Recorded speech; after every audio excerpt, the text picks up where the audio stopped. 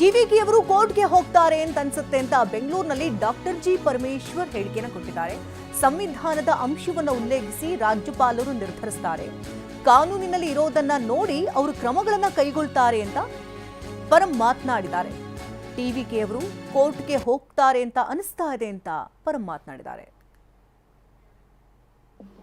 ಈಗ ಕಾನೂನಿನ ಚೌಕಟ್ಟು it's all very well established. ಸಂವಿಧಾನದಲ್ಲಿ ಎಸ್ಟಾಬ್ಲಿಷ್ಡ್ ಪ್ರಾಕ್ಟೀಸಸ್ಸು ಇದೆ, ಪ್ರೊಸೀಜರ್ಸ್ ಇದೆ. ಅದನ್ನು ಗವರ್ನರ್ ಅವರು ಮಾಡಬೇಕು, ಮಾಡ್ತಾರೆ. ಒಂದು ವೇಳೆ ಮಾಡಲಿಲ್ಲ ಅಂತ ಹೇಳಿದರೆ ಅದು ಅವರದ್ದು ತಪ್ಪಾಗುತ್ತೆ. ಕಾನ್ಸ್ಟಿಟ್ಯೂಷನಲ್ಲಿ ಈಸ್ ಅವರು ಯಾವ ಪಕ್ಷಕ್ಕೆ ಸೇರಿದವರಲ್ಲ ಅಥವಾ ಯಾವ ಇನ್ಫ್ಲುಯೆನ್ಸಿಗೂ ಸೇರಿದವರಲ್ಲ. ಅವರು ಯಾರು ಗವರ್ನರು. ಅವರು ಪುಸ್ತಕದಲ್ಲಿ ಕಾನೂನಲ್ಲಿ ಏನು ಬರೆದಿದೆ, ಪ್ರೊಸೀಜರ್ ಏನು ಬರೆದಿದೆ ಸಂವಿಧಾನದ ಅಡಿಯಲ್ಲಿ, ಅದನ್ನು ಮಾಡಬೇಕಷ್ಟೇ ಅವ್ರ ಕೆಲಸ. ಅದು ಮಾಡಲಿಲ್ಲ ಅಂದರೆ ಅವರು ಕೋರ್ಟಿಗೆ ಹೋಗ್ತಾರೆ. ರಾಜ್ಯಪಾಲರು ದುರುಪಯೋಗ ಪಡಿಸ್ಕೊತಾ ಇದ್ದಾರೆ ಕೇಂದ್ರ ಸರ್ಕಾರ. ಅದಕ್ಕೆ ಈಗ ಅವರು ಕೋರ್ಟಿಗೂ ಕೂಡ ಹೋಗೋದಕ್ಕೆ ತಯಾರಿ ಮಾಡ್ಕೊಂಡಿದ್ದಾರೆ ಅಂತ ಕೇಳಿದೆ. ಬಹುಶಃ ಅವರು ಕೋರ್ಟಿಗೆ ಹೋಗ್ಬೋದು.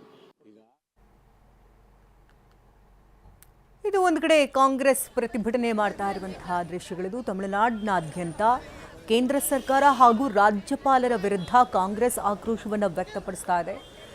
ವಿಜಯ್ ಸರ್ಕಾರ ರಚನೆ ಮಾಡೋದಕ್ಕೆ ಅವಕಾಶ ನೀಡದಂತಹ ಹಿನ್ನೆಲೆಯಲ್ಲಿ ಕಿಡಿಯನ್ನು ಕಾರ್ತಾ ಇದ್ದು ತಮಿಳುನಾಡು ರಾಜ್ಯಪಾಲ ರಾಜೇಂದ್ರ ವಿಶ್ವನಾಥ್ ಅರ್ಲೇಕರ್ ವಿರುದ್ಧ ಆಕ್ರೋಶವನ್ನು ವ್ಯಕ್ತಪಡಿಸಲಾಗ್ತಾ ಇದ್ದು ಚೆನ್ನೈನ ಲೋಕಭವನಕ್ಕೆ ಬಿಗಿ ಪೊಲೀಸ್ ಭದ್ರತೆಯನ್ನು ಕೂಡ ಕೈಗೊಳ್ಳಲಾಗಿದ್ದು ಸ್ಥಳದಲ್ಲಿ ಈಗ ನೂರಾರು ಕಾರ್ಯಕರ್ತರು ಬಂದು ಜಮಾಯಿಸಿ ರಾಜ್ಯಪಾಲರ ವಿರುದ್ಧ ಕಿಡಿಯನ್ನು ಕಾರ್ತಾ ಇದ್ದಾರೆ.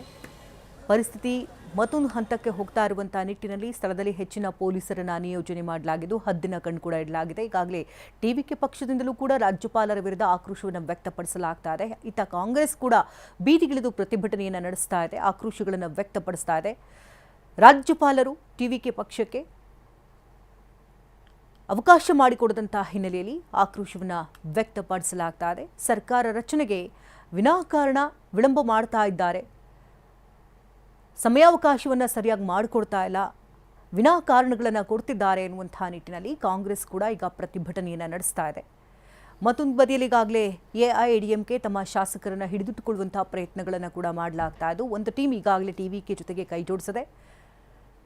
ಸಿಪಿಐ ಹಾಗೆ ಸಿಪಿಎಂ ಎರಡೂ ಕೂಡ ಇವತ್ತು ತಮ್ಮ ನಿರ್ಧಾರವನ್ನು ತೆಗೆದುಕೊಳ್ಳುವಂತಹ ಸಾಧ್ಯತೆಗಳು ದಟ್ಟವಾಗಿದ್ದು ಮಧ್ಯಾಹ್ನ 3 ಗಂಟೆಯ ಸರಿಸುಮಾರಿಗೆ ಒಂದು ಸಭೆಯನ್ನು ನಡೆಸಿ ಸಭೆಯ ನಂತರದಲ್ಲಿ ಒಂದು ಕ್ಲಾರಿಟಿ ಕೂಡ ಸಿಗುತ್ತೆ. ಇತ್ತ ರಾಜ್ಯಪಾಲರನ್ನ ನಿನ್ನೆಯಷ್ಟೇ ಭೇಟಿಯಾಗಿ ಬಂದಿದ್ದಾರೆ, ಸಮಯಾವಕಾಶವನ್ನು ಕೇಳಿದ್ದಾರೆ ವಿಜಯ್. ಕಾದು ನೋಡಬೇಕು ಏನಾಗುತ್ತೆ ಅಂತ. ಕ್ಷಿಪ್ರ ಬೆಳವಣಿಗೆಗಳಾಗ್ತಾ ಇದೆ. ಈಗ ವಿಜಯ್ ಕೂಡ ಈಗ ಸಭೆಯನ್ನು ಕೂಡ ಕರೆದಿದ್ದಾರೆ. ಶಾಸಕರು ಕೂಡ ಈಗಾಗಲೇ ಅಲ್ಲಿಗೆ ತೆರಳುತ್ತಾ ಇದ್ದಾರೆ.